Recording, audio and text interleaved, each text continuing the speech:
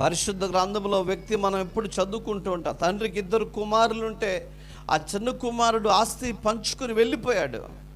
వెళ్ళిపోయి ఏం చేస్తాడంటే దుర్వ్యాపారాలు చేశాడు, దుష్టత్వంతో నింపబడ్డాడు, కోపంతో నింపబడ్డాడు, అసూయతో నింపబడ్డాడు. చేరాని పనులను చేసి ఆకలి మంటకు తట్టుకోలేక తండ్రి దగ్గరికి తిరిగి వచ్చాడు. లేకపోతే యాక్చువల్గా అతను చచ్చిపోవాలి. తండ్రి దగ్గరికి తిరిగి వచ్చాడు. ఆ తండ్రి కాబట్టి ప్రేమించి దగ్గరకు తీసుకున్నాడు. ఇప్పుడున్న తండ్రులు అయితే నీ ఆస్తి పంచుకెళ్ళిపోయావు కాబట్టి నువ్వు ఇంటి సందుకి రావటానికి వీల్లేదంటారు. ఒకళ్ళు వచ్చిన పెద్దోడు అసలు ఒప్పుకోడండి.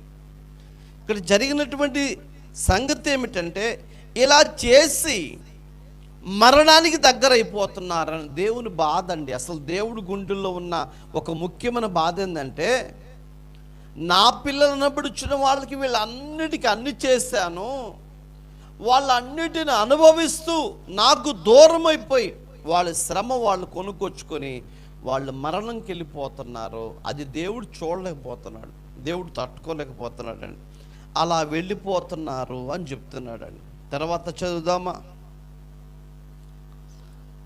మరణమునకు తగిన వారు 32వ వచనం. ఇట్టి కార్యములు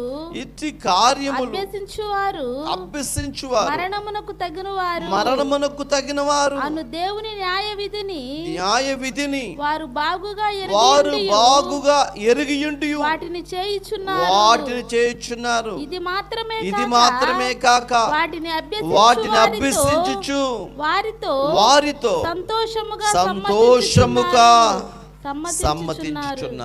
సమ్మతిస్తున్నారు. అంటే కలిసిపోతున్నారు.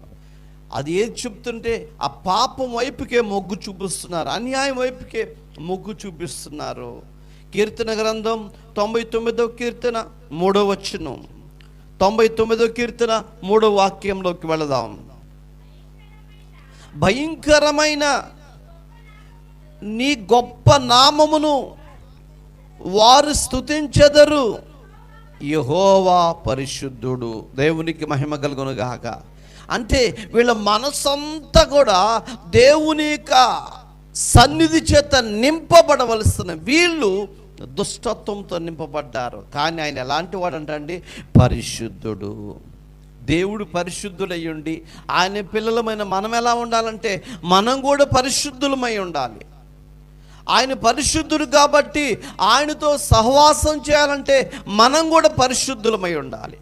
2 వ్యక్తులు సహవాసం చేస్తున్నారంటే వాళ్ళిద్దరు మంచోళ్ళైన అయి ఉండాలి, వాళ్ళిద్దరూ సన్నాసులైన అయి ఉండాలి. ఒక మంచోడు సన్నాసుడు కలిసి సహవాసం చేస్తారా? ఒకవేళ చేశారనుకోండి, 6 నెలల తర్వాత ఏమైంది? 6 నెలల తర్వాత ఏమైంది? ఆడు ఈడు ఆడు అంటారు కదండి. అంటే మంచోడు సన్నాసోడు అవుతాడా? సన్నాసోడే మంచోడు అవుతాడా? మంచోడే సన్నాసోడు అయిపోతాడు. అంటే ఆ పనికి మనతనానికి అంత గొప్ప విజయం ఉందన్నమాట. దేవునికి స్తోత్రం. ఇక్కడ బైబిల్ చెప్తున్నటువంటి మాట, ఆయన పరిశుద్ధుడు. ఆయనతో పాటు సహవాసం ఈ పందిపు రంగంలో గత కొన్ని సంవత్సరాల మట్టి, దరిదాపు 30 సంవత్సరాల మట్టి, 20 సంవత్సరాల మట్టి, 10 సంవత్సరాల బట్టి 1 ఇయర్ నుంచి ఈ సహవాస యాత్రలో ఈ పరిశుద్ధుని యేసయ్యతో సహవాసం చేసేవాళ్ళు మీరందరూ. మీరు 6 నెలల్లో ఏమైపోవాలి? యేసయ్యలాగా మారాలి. యేసయ్య మీలాగా మారతాం అంటే అది జరిగే పని కాదు. యేసయ్యలాగా మారాలి. దానికోసమే మనం ఇలాగా పరితపించిపోతున్నాం. ఆయన పరిశుద్ధుడు. ఆయన పరిశుద్ధ 9వ వచనం చదవండి. కీర్తన గ్రంథము మన దేవుడైన యెహోవా పరిశుద్ధుడు, మన దేవుడు యెహోవాను ఘనపరచుడి. ఆయన పరిశుద్ధ పర్వతము ఎదుట సాగిలపడాలి. మనం దుష్టత్వాన్ని విడిచిపెట్టాలి, పాపాన్ని విడిచిపెట్టాలి, కోపాన్ని విడిచిపెట్టాలి, ద్వేషాన్ని విడిచిపెట్టాలి. సమస్తమును దేవునికి వ్యతిరేకమైన ప్రతి దాన్ని కూడా విడిచిపెట్టి ఎక్కడికి రావాలంటండి? దేవుని యొద్దకు వచ్చి ఆయన పరిశుద్ధుడు కాబట్టి ఆయనని స్తుతించాలి, ఆయన్ని ఘనపరచాలని బైబిల్ స్పష్టంగా చెప్తుంది. ప్రియులారా, హబక్కూకు గ్రంథములో 1వ అధ్యాయము 12వ వచనంలోకి వెళ్ళిపోదాం. హబక్కూకు గ్రంథం మొదటి అధ్యాయము 12వ వచనములోకి వెళ్దాం. యెహోవా నా దేవా, నా పరిశుద్ధ దేవా, ఆది నుండి నీవు ఉన్నవాడువు కాదా? హబక్కూ గారు అంటున్నాడండి, దేవా, ఓ నా దేవా, పరిశుద్ధుడైన దేవా, ఆది నుండి నీవు ఉన్నవాడు కాదా? తర్వాత మేము మరణము నొందము, యెహోవా తీర్పు తీర్చుటకు నీవు వారిని నియమించి ఉన్నావు.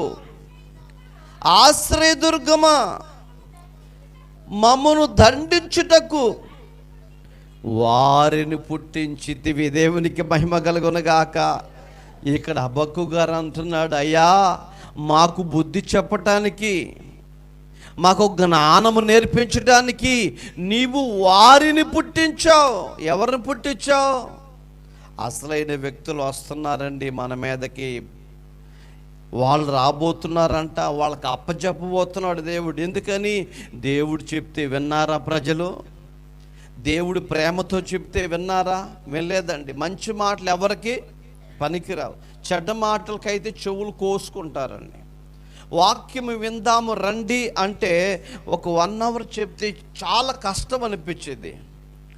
ఊళ్ళో ఉన్నటువంటి విషయాలన్నీ చెప్పుకుందాం రండి, టెంట్లేస్ అని చెప్తే అందరూ తల కూర్చి తెచ్చుకొని, అవసరమైతే మంచిల బాటలు కూడా తెచ్చుకొని కొంచెం తాగుతా, ఇంకొక మాట, ఒక విషయాన్ని చెప్తుంటే మరొక విషయాన్ని దానికి కలిపి మసాలా పూసి ఎంత చక్కగా వింటారో.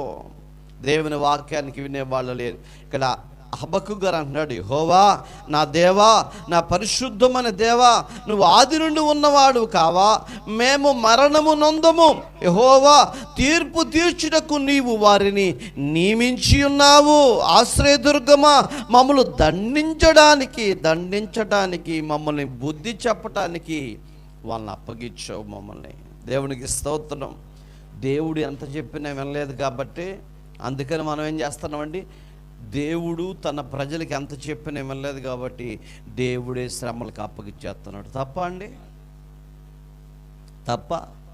ఎంత చెప్పినా వింటలేదు. నువ్వు ఎన్నిసార్లు చెప్పిన దేవుడు నువ్వు అసలు వింటలేదు, పట్టించుకోవట్లేదు. నా దేవుడే అన్నట్లుగా బ్రతికేస్తున్నావు.